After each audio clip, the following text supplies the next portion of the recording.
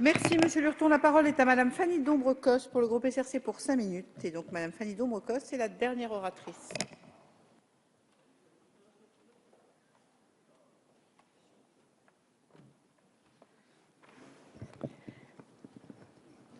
Merci Madame la Présidente, Madame la Ministre, Messieurs les rapporteurs, Monsieur le rapporteur Yves Blein, chers collègues. Le projet de loi qui nous est proposé s'inscrit dans la lignée d'une longue histoire de plus de 2 siècles.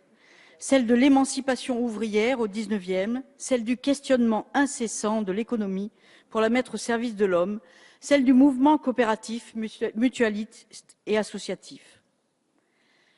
À l'heure où les premiers signes d'une sortie de crise se font sentir, ce projet de loi porte en lui l'espoir d'une croissance créatrice d'emplois non délocalisables. Le poids de l'économie sociale et solidaire aujourd'hui, ça a été dit, c'est 10% du PIB français, un taux de création d'emplois de 23% pour ce secteur, contre 7% en moyenne pour le secteur marchand. Loin de la vision passéiste, l'économie sociale et solidaire est une économie d'avenir, elle innove et permet de renouer avec les vertus économiques, recréant le lien indispensable entre économie réelle et finance.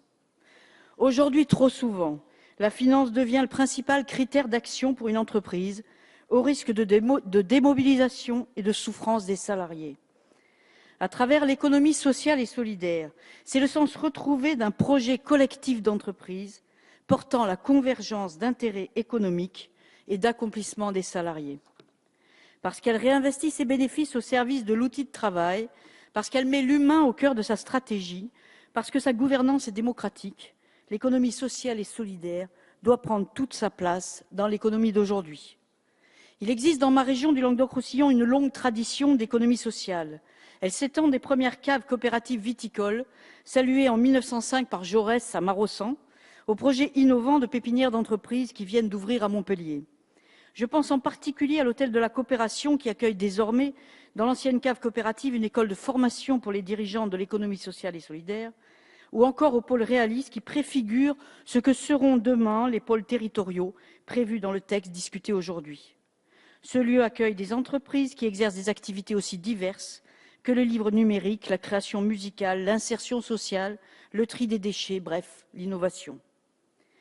Ce projet, en donnant un statut à l'économie sociale et solidaire, Madame la Ministre, vise la reconnaissance et la structuration de ce secteur, de sa capacité d'innovation, en sécurisant les acteurs, en apportant des solutions de financement au plus près des besoins économiques, sociaux et environnementaux des territoires.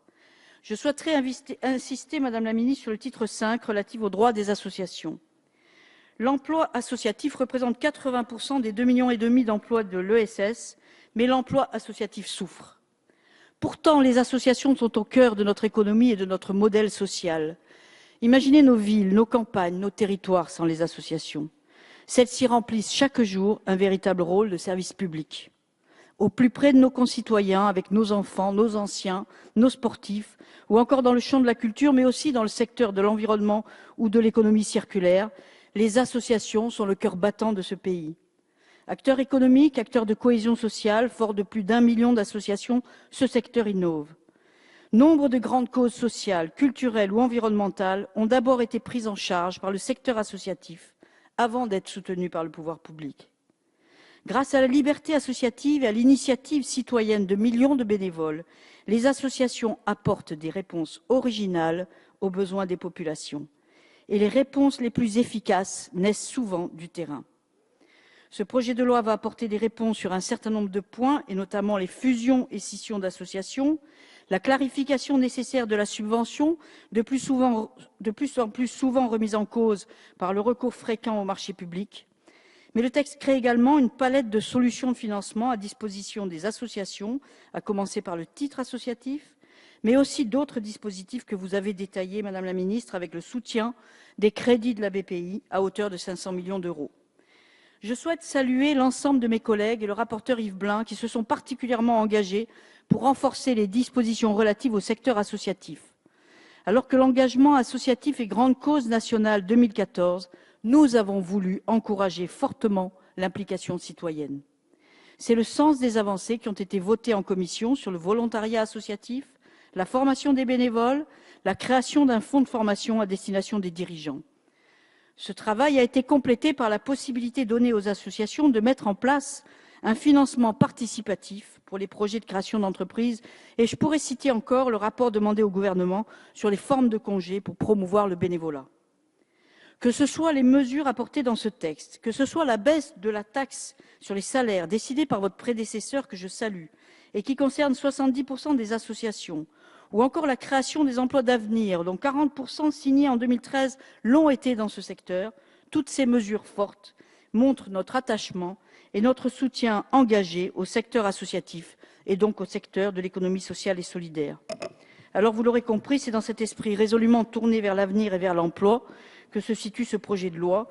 C'est avec la plus intime conviction que je le voterai pour remettre enfin l'économie au service de l'homme et ouvrir à nos concitoyens des nouveaux champs d'innovation économique et sociale. Merci madame. Mes chers collègues, la discussion générale est close. Prochaine séance ce soir à 21h30, suite du projet de loi relatif à l'économie sociale et solidaire. La séance est levée.